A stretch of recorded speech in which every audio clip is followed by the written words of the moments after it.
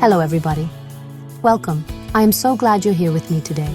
You know, I look out at the world, I talk to women every single day, and I see the truth of our lives. We are navigating a world that asks so much of us.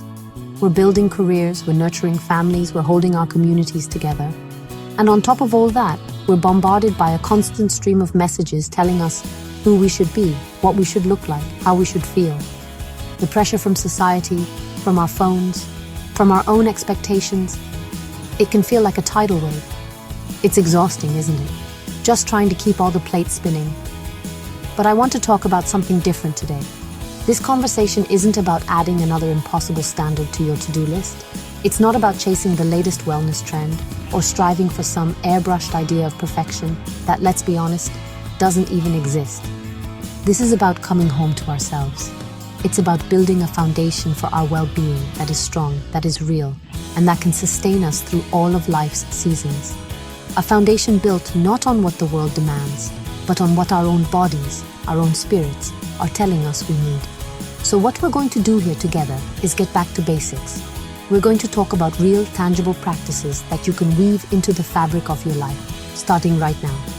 No quick fixes, no magic pills, no fleeting promises.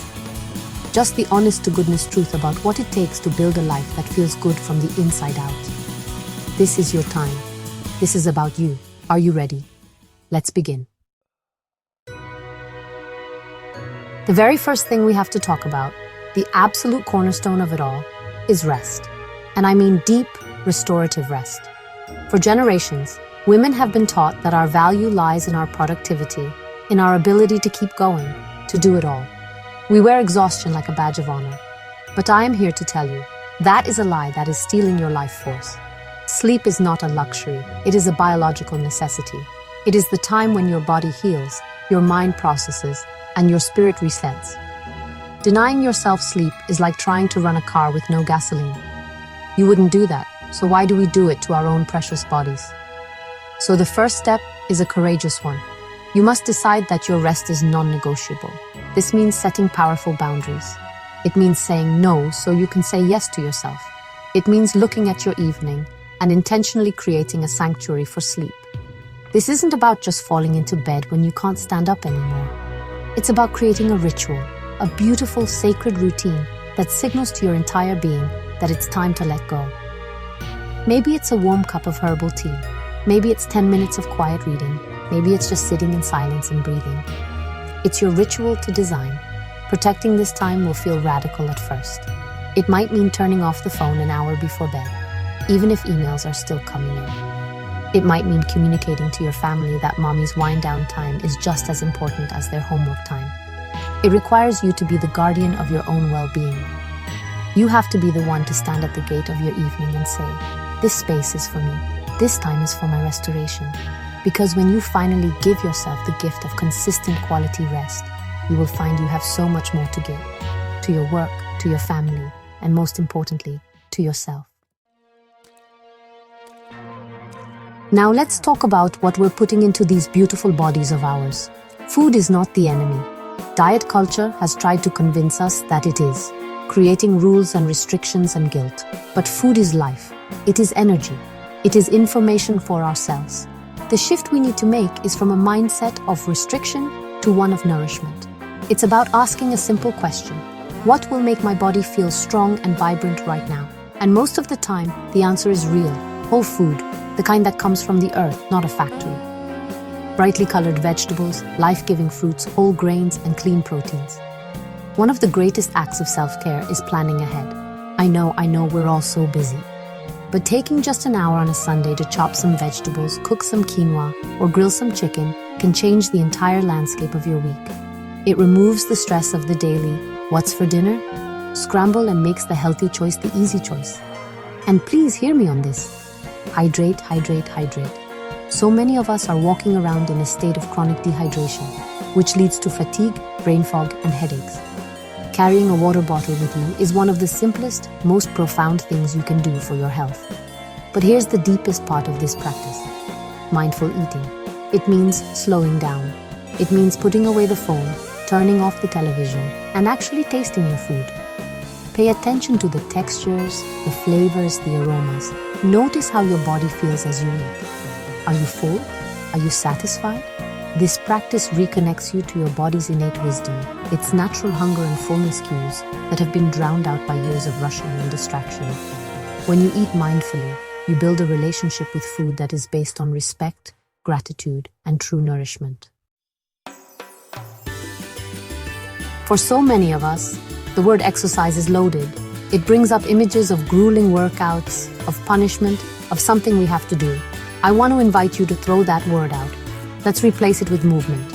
Our bodies were designed to move. Movement is an expression of life, of vitality, of freedom. And the secret to making it a sustainable part of your life is to find the joy in it.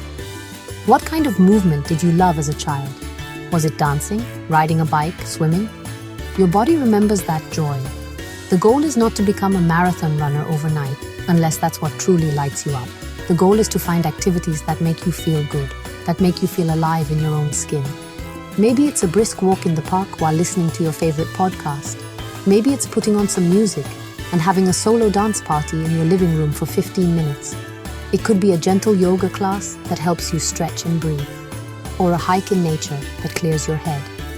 The key is to listen to your body and give it what it's craving. Don't get stuck in a rut. Variety is the spice of life, and it's also the key to keeping your body and mind engaged. Try mixing it up. A walk one day, a bike ride the next, a streaming fitness class on the third. And look for ways to integrate movement into your everyday life. Take the stairs instead of the elevator. Do some squats while you're waiting for your coffee to brew. Park a little farther away from the store entrance. These small, consistent choices add up to a life of greater strength, flexibility, and energy. It's about celebrating what your body can do, not punishing it for what you think it can't. We've talked about the body, but we cannot ignore the mind and the spirit. You know, we live in a world that is a constant assault on our nervous systems. The news, the notifications, the endless demands, it all creates a state of chronic stress. Building resilience is our superpower. It's the ability to bend without breaking, to face challenges with a sense of inner calm. And this starts with learning to manage our stress, not just endure it. This means finding your own personal off-ramp from the highway of anxiety. For some, it's deep breathing. That simple act of a slow inhale and a long exhale can literally calm your nervous system in seconds. Part of this is also learning to regulate our emotions, to sit with them without letting them hijack us. It's okay to feel angry or sad or overwhelmed. The work is to acknowledge the feeling, name it. I am feeling overwhelmed right now, and then give yourself what you need. Maybe that's 5 minutes of quiet, a walk around the block, or a call to a trusted friend. And woven through all of this must be the golden thread of self-compassion. You have to learn to talk to yourself the way you would talk to someone you love dearly. When you make a mistake, you wouldn't berate your best friend, would you? You'd offer kindness and encouragement. You, my dear, deserve that same grace. A huge piece of this resilience puzzle in our modern world is managing our digital intake. Our phones are incredible tools, but they can also be thieves of our peace and presence. You have to be the boss of your technology, not the other way around. This could mean setting designated no-phone times during the day, like at the dinner table or the first hour after you wake up. It means curating your social media feed to be a place of inspiration, not comparison and despair. Unfollow accounts that make you feel less than. Building inner resilience is an active daily practice of protecting your own precious peace. We are not meant to do this life alone. We are wired for connection. Our relationships are just as vital to our health as the food we eat or the sleep we get. In the busyness of our lives, it's so easy to let our most important connections slide. We think, I'll call her next week, or we'll get together soon. And then weeks, even months go by. Nurturing your connections requires intention. It means being the one to reach out, to make the plan, to send the text that says, I was just thinking about you. It's about prioritizing the people who fill your cup. Look at your circle. Who are the people who truly see you? Who listens without judgment? Who celebrates your wins and holds your hand through the losses? These are your people. This is your tribe. Invest your time and energy there. It's not about having hundreds of friends. It's about having a few deep, authentic connections where you can show up as your whole self, mess and all. And if you feel like you don't have that network, be brave enough to seek it out. Join a book club, a walking group, a volunteer organization. Find people who share your interests and values. The foundation of any deep bond is listening. I mean truly listening, not just waiting for your turn to talk, but being fully present with the other person. Putting your phone down, making eye contact, and hearing not just their words, but the feeling behind their words. When you offer someone the gift of your undivided attention, you make them feel seen and valued. And in turn, you open the door for that same level of connection to be returned to you. These bonds of love and support are the safety net that catches us when we fall, and the choir that sings our praises when we fly. A life that is truly fulfilling is a life that is always expanding. We are not meant to reach a certain age or a certain station in life and then just stop. The human spirit craves growth, curiosity, and discovery. Embracing lifelong learning is what keeps your mind sharp, your soul engaged, and your world big and interesting. This doesn't mean you have to go back and get another degree unless you want to. It's about cultivating a curious mind in your everyday life. One of the most powerful ways to do this is to read. Read books that challenge you, that transport you, that teach you something new about the world or about yourself. Don't be afraid to be a beginner again. Is there something you've always wanted to learn? How to play the guitar, a new language, how to garden? Give yourself permission to be awkward and clumsy and not good at it at first. The joy is in the process of learning itself, of stretching your mind in new ways. Seek out new experiences. Visit a museum you've never been to. Try a cuisine you've never tasted. Take a different route home from work. These small acts of novelty wake up your brain and keep you from falling into a rut. And finally, make time for regular self-reflection. This is your personal board meeting, a time to check in with yourself. What's working in my life right now? What's not? What did I learn this week? What am I grateful for? You can do this through journaling, meditation, or even just a quiet walk. This practice of looking inward allows you to see your own growth, to learn from your experiences, and to set intentions for the person you are still becoming. A fulfilling life isn't a destination you arrive at. It's a beautiful, ongoing journey of becoming more and more yourself. So, as we bring our time together to a close, here is what I want you to hold in your heart. Living a healthy, vibrant, and truly fulfilling life is not about achieving a state of perfection.